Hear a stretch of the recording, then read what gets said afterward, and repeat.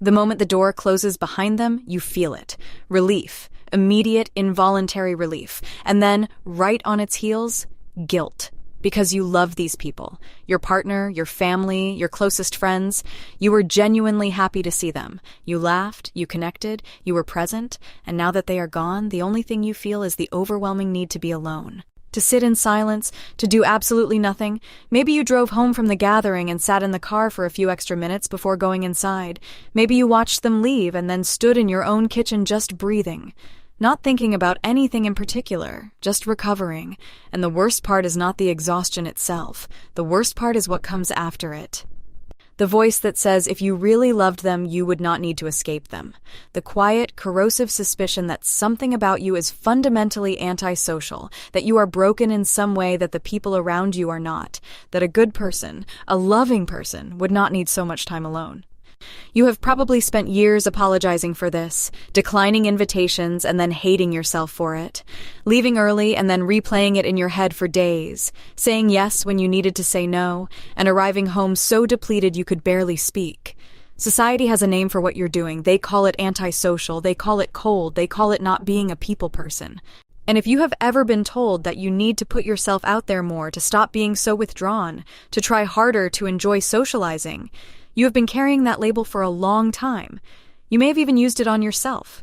I'm just not good with people. I'm not wired for this. But there is a completely different explanation.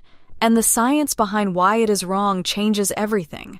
You are not antisocial, you are not cold, and you are not someone who loves people less than others do. You are someone with a different kind of battery. Think of it this way. There are two types of rechargeable batteries in the world.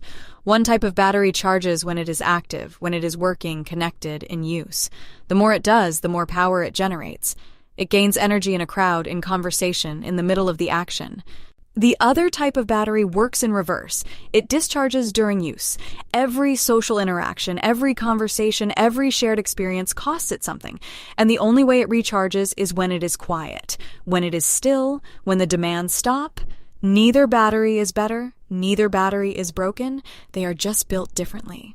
For your entire life, you have been living in a world that was designed for the first type of battery. A world that treats activity as energy and silence as emptiness. A world that calls the first battery vibrant and the second battery difficult. But today, we are going to look at the psychology behind why this is not a character flaw. It is part of how your nervous system is wired. That battery metaphor points toward a real question researchers and psychologists have been exploring for decades. Why does the same social environment energize one person and exhaust another? To understand what is happening to you specifically, we need to start with a theory that changed how psychologists think about introversion and extroversion. In the 1960s, Hans Eysenck proposed that the difference between introverts and extroverts is not fundamentally about personality. He suggested it has to do with cortical arousal. The idea is that your nervous system has a baseline level of stimulation it is always maintaining. Eysenck proposed that introverts may operate with a higher baseline level of cortical arousal than extroverts, meaning their nervous systems may be more sensitive to incoming stimulation and can reach overload sooner. Later research produced mixed results on the specifics, but the theory remains influential because it helps explain something real, why the same social environment can feel energizing for one person and genuinely depleting for another. For someone whose nervous system reaches its optimal point at a higher stimulation level, a crowded gathering wakes them up. It brings them to life. For you, that same environment may push you past your optimal point, and when your nervous system exceeds that threshold, it does not feel energized, it feels overwhelmed. The exhaustion you feel after socializing is not weakness. It is what happens when a system that is already highly responsive takes on more input than it can comfortably process. The second layer goes deeper. Research suggests that introverts and extroverts may respond differently to stimulation and reward in the brain. Extroverts often appear to seek out more external stimulation and tend to find highly social, novel environments rewarding. Introverts often find that quieter activities, focused reflection, deep one-on-one conversation, reading, working alone, provide a different but equally real kind of satisfaction. The important point is not that one brain uses a different chemical than the other. It is that different nervous systems reach their optimal level of engagement through different kinds of experience. Of course, social exhaustion can have many causes. Anxiety, burnout, masking, and neurodivergence can all produce similar symptoms. But for many naturally introverted people, stimulation itself is a central part of the equation.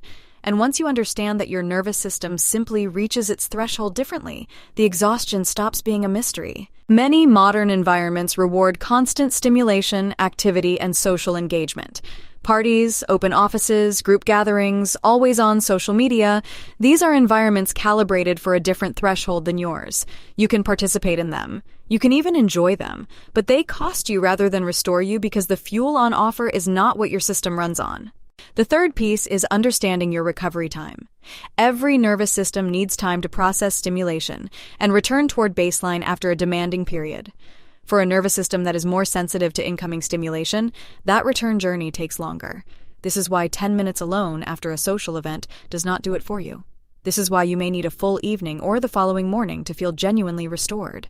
Reducing incoming stimulation gives your nervous system a chance to return toward baseline, rather than continuing to process new inputs. That is not fragility. It is physiology. The recovery period is not a sign that something went wrong. It is the normal operating cost of a nervous system like yours. A nervous system that needs recovery is not failing. It is functioning exactly as designed. The tragedy is that most people who experience this have spent years fighting the recovery period instead of designing their life around it. They push through. They schedule more before they have refueled. They layer exhaustion on top of exhaustion. And eventually they start to wonder if they even like the people in their life anymore. They do. They are just chronically running on empty. Understanding this matters, but it only helps you if you use it to change how you actually operate. Here are 3 tools built specifically for the way your nervous system works. The first tool is called the energy budget. Treat your social energy exactly like money. You have a finite amount available. Every social interaction is a withdrawal. Every period of solitude and quiet is a deposit. The goal is not to stop spending. The goal is to spend consciously and to protect your deposits. At the start of each week, take 2 minutes to look at what is coming. How many social obligations are on the calendar? Where are the gaps for recovery?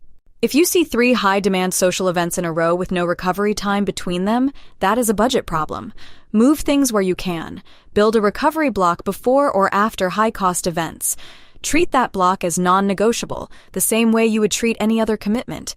You are not being antisocial. You are managing a real and finite resource. The second tool is called the recovery protocol. After a high-demand social event, your nervous system needs a deliberate return to baseline. The mistake most people make is collapsing in front of a screen. For many people, passive screen time feels like rest, but it often continues the flow of stimulation rather than actually reducing it. True recovery involves 3 things: silence or low stimulation sound, no voices, no news, no content that requires active processing. Physical stillness or gentle movement, a slow walk, stretching, sitting outside, and time.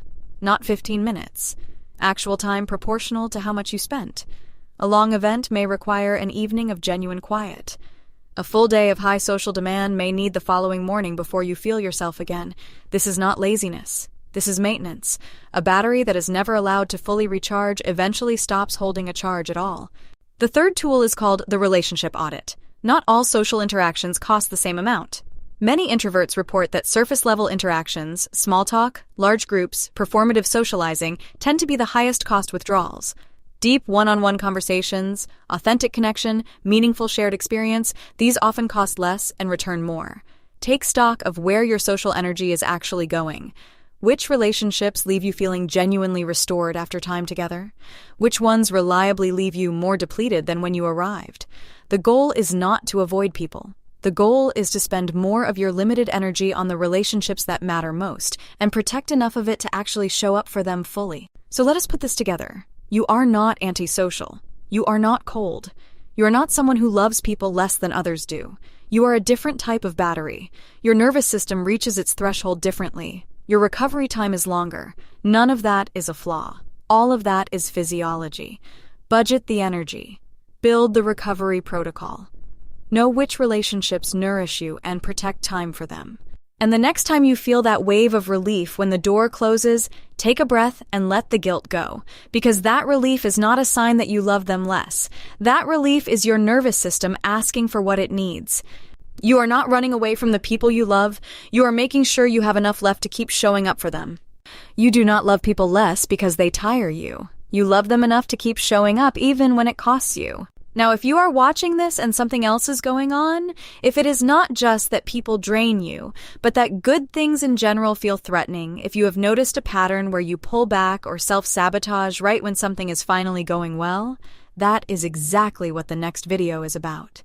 Because there is a reason your nervous system treats success the same way it treats danger. And once you understand it, the pattern stops feeling like weakness and starts looking like something you can actually work with. Click this video right here. I will see you over there.